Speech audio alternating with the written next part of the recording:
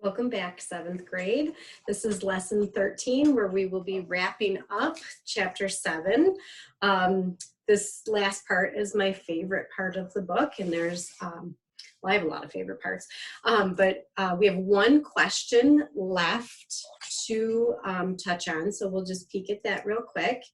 That one question is number 5. How did Guy Workman get what was coming to him? So the part that we're gonna be on right at the beginning here is where we're gonna come into that. Yesterday we stopped right in the middle of a page here. So if you take a look on page 114, which I have my book handy today, we did read up until the very bottom of that page, and we're going to start with that last paragraph that is not a complete paragraph that will continue over onto page 115. All right, so let's take a look. Now the cabin had the look of a lonely old man brooding in the summer sunlight. Beyond the chatter of Nancy's little boys, there was no lightness within the cabin or anywhere nearby. In New York, of course, the papers stated that society had never been so gay, never been so grand. So in New York, it wasn't like there was necessarily a war going on. High society life is still going on. That the sale of jewels and fine fabrics and sundry baubles of high fashion had never been so great. People were going to the opera, to balls, to glittering dinners in the great hotels, in spite of the casualty lists and the fact that the war showed no signs of ending. In Jasper County, however, and we're back in Illinois, laughter was a scarce luxury that summer. But as the weeks of 1862 marched on toward fall, an incident occurred that appealed to the rough humor of the times and to the satisfaction of many who saw justice finally finding a niche for itself. It was an incident that brought down a storm of ridicule upon Guy Workman. Now, who is Guy Workman again? He was the guy that caused so much trouble for Jethro when he went into Newton. He was the guy who would come out and whipped the horses and tried to scare Jethro. So, and he's probably also the leader of the ruffians who burned the barn and defiled the well. We don't know for sure, but most likely. So, he's going to get some justice here. So it was an incident that brought down a storm of ridicule upon Guy Workman, was welcomed by those who had shuddered before the picture of mob violence spreading throughout the county as it had downstate, and was as effective in silencing Workman as a prison term would have been. So here's the incident. The incident revolved around Sam Gardner. Remember that Sam Gardner is the one who owns the general store, okay? The pudgy, round-faced proprietor of the general store in Newton. Gardner had minced no words in his anger over what had happened at the Crichton farm that spring. And knowing what to expect from the Workman-led element in the county, he stayed night after night in his darkened store, waiting for an attack and his chance to answer it. He was a marksman, a good shot with a gun, of no mean ability. He was, moreover, stubbornly tenacious under his mild manner. So he's stubborn, not willing to give up on something, and tenacious, he's also going to stick with something. 2 facts well enough known around town to make the night prowlers wary for weeks. So because they know he's a good shot and he's going to be waiting for them, they don't attack. The newspaper office was broken into and valuable materials destroyed. Probably, Milton probably can't fight back, right? He walks with crutches. Laffy Edwards' saloon was given similar treatment, but the general store was untouched. Finally, Sam Gardner grew tired of waiting and taunted his foes by taking on a role of smugness and boasting of his immunity to Workman's vengeance. After a few days, he took pains to let the community at large know that his store was to be closed for a week, while he went to St. Louis on business. So he says he's going away for a week. Nobody's there to guard the store. And only he waved to some acquaintances from Newton as he boarded the train. Then, getting off at the first stop, he was brought back to Newton during the night by an accomplice. In the darkness, he climbed to the loft of his store, where he stayed for 3 days, living on cold provisions from his stock and biding his time. On the third night, the ruffians struck. A back window was pried open, and the vandalism was proceeding in full force when a blast of buckshot sent 3 men leaping into the darkness and caught Guy Workman, as Gardner had intended it to do, in the hind quarters. So what just happened? How many of you know what buckshot is? Usually I have some student who is going to explain to us what buckshot is. I hope you're that one. If not, I'm going to do my best to describe it. So buckshot is not like a regular bullet. It is full of all kinds of little bitty pellets. So when it strikes, when it comes out, there's lots of little pieces. So this buckshot is not one little bullet, but lots of them. And it caught him in the hind quarters, which would be his rear end. So his whole rear end is covered in buckshot. It's not comfortable either. It's not like just because it's spread out and smaller, it's going to hurt me less. Oh, it's going to be painful. So he got what was coming to him. Men all over the, oh, I didn't turn the page for you. I'm sorry.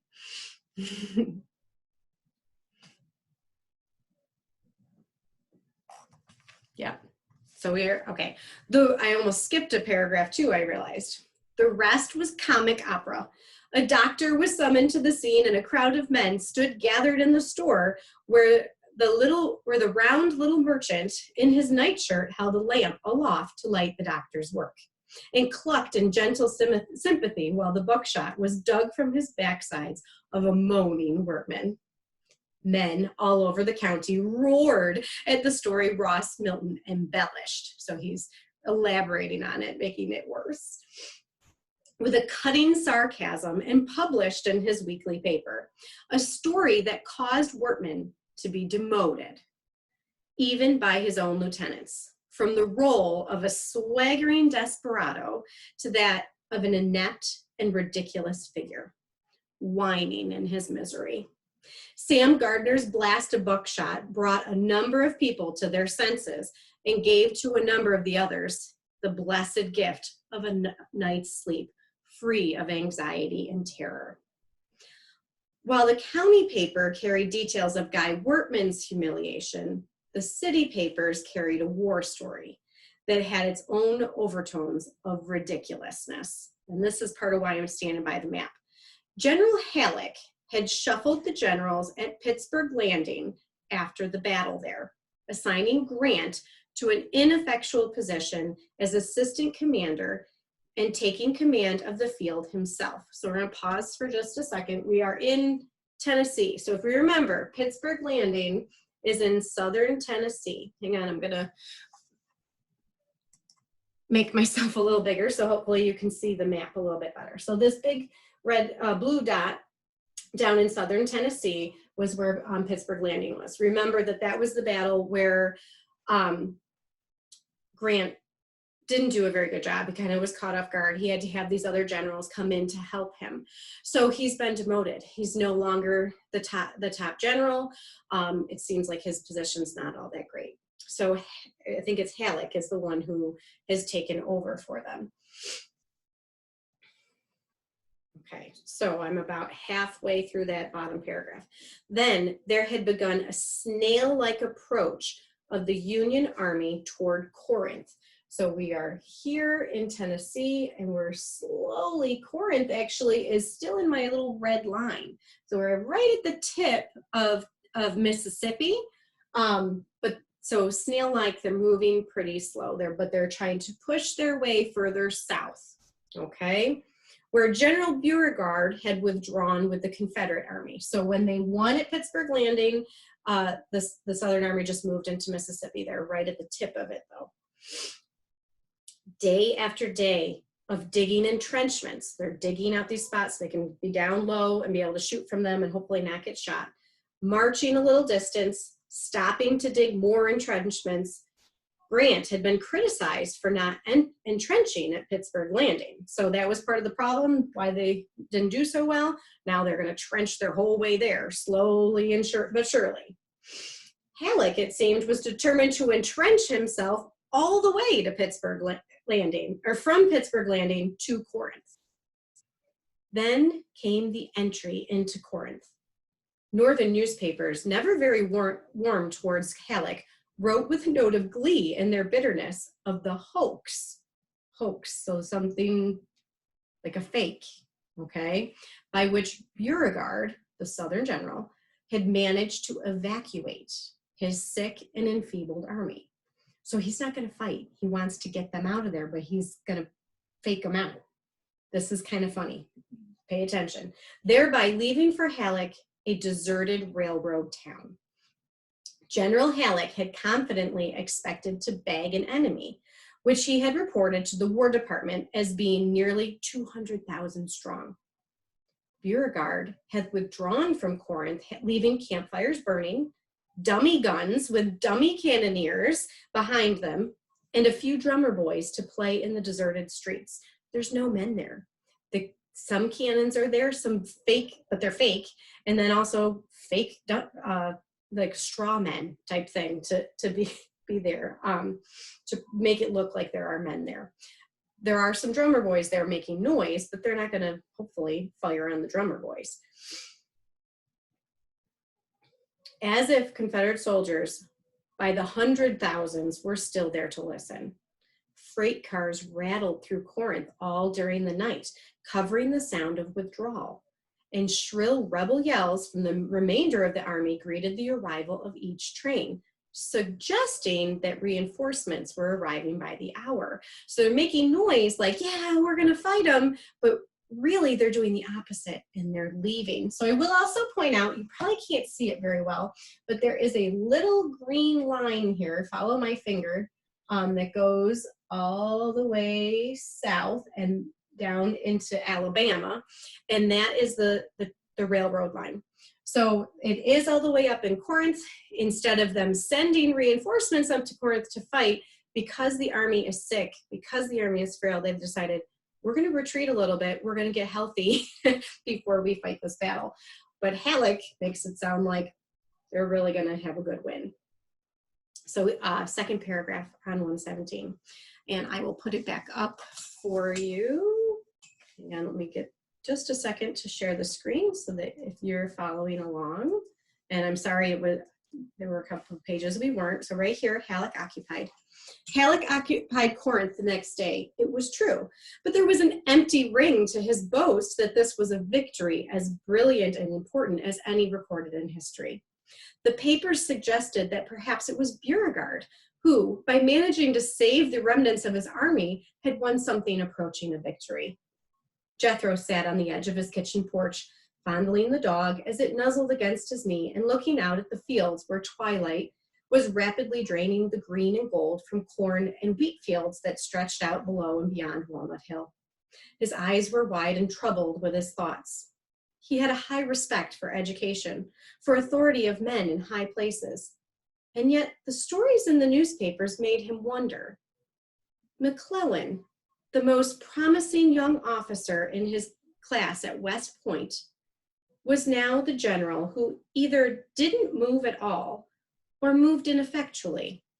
Halleck, the author of a book on military science, was now the author of boasts that somehow branded him as a little man, even to a country boy who was hungry for a hero.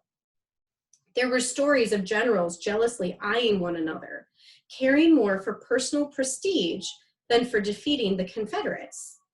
There were Pope and Sheridan who blustered. There was Grant and the persistent stories of the heavy drinking. Nowhere in the North was there a general who looked and acted the part as did the Confederates, Lee and Jackson. So remember, Robert E. Lee is the top general of all of the Southern armies from the beginning to the end. And he seems to to really hold his army together well. Jackson's another one of the generals. In the North, they can't seem to find that one right man who can lead all of them together. They're more, they care about their own pride. We have the issues of Grant being a drinker, and Lincoln himself can't seem to pick one to appoint and keep there. He keeps kind of pushing one forward and demoting one back, and we see that as we go throughout. A little bit left in the chapter. "What's the matter, Cap?" Jethro said aloud, bending down. Forgot to turn the page again for you again, sorry. "What's the matter, Cap?" Jethro said aloud, bending down to look into the dog's deep eyes. "Ain't we in the right? And how does it happen? If we're in the right, that the Lord lets Jeff Davis get men like Lee and Jackson and gives us ones like McClellan and Halleck." That, in essence, was what men in high places were wondering that late summer. It was what the president himself was wondering, and the thousands of soldiers who were coming nearer day by day to Antietam, Fredericksburg, and Chancellorsville. So I'm going to pause for just a minute, go back to the map. They mention several places which are where important battles occur. And right now it's talking about the Southern soldiers moving into these places. We do see that Virginia is considered to be a Southern state, which is why I had outlined that in red earlier. And then in Maryland, it's kind of a border state between North and South, but it's more closer with the North. West Virginia and Pennsylvania are both northern states. So the cities that are mentioned there, and kind of in the opposite order, Antietam is the very top of Maryland, in the northwest of Maryland. And then we have Fredericksburg, which is right in the top right corner of Virginia, and then Chancellorsville moves in a little bit in Virginia here as well. If we think about whereabouts Washington, D.C. is, pretty close to Virginia. I don't really have it marked well on the map, but they're moving in closer to the north. So there's starting to have some worry. So although we're pushing south, they are pushing north over here. We have this long line. So what's happening with our generals? Are we going to have a win here? Keep in mind how many years the war went on. War started in 1861. It's currently 1862. So there's still a lot of battles, still a lot of fighting to happen. That's the end of chapter 7. Please take the time today to finish up your answers for chapters 6 and 7. Chapter 6 we read last week, and then finishing up chapter 7. You can submit all of those together, preferably onto Schoology. If not, you can turn them into me on Remind or email them to me. And then tomorrow, or when you feel that you're ready, you can take the quiz on chapter 6 and 7. That quiz is on Schoology. And if you do it there, the multiple choice questions, it'll let you know if you got them right. You only get to try one time though, you can't go back in. So once you submit your answers, it'll let you know how you did on those questions. The questions are they're the same as these questions we've been going over. They've just been turned into multiple choice questions. So if you're unable to do it on Schoology, do it on paper. Or just, if you can't print it off, write down, your ABC answers on loosely paper, send it to me, and I will let you know how you did. I hope you have a great day, and I will see you when we pick up with chapter 8.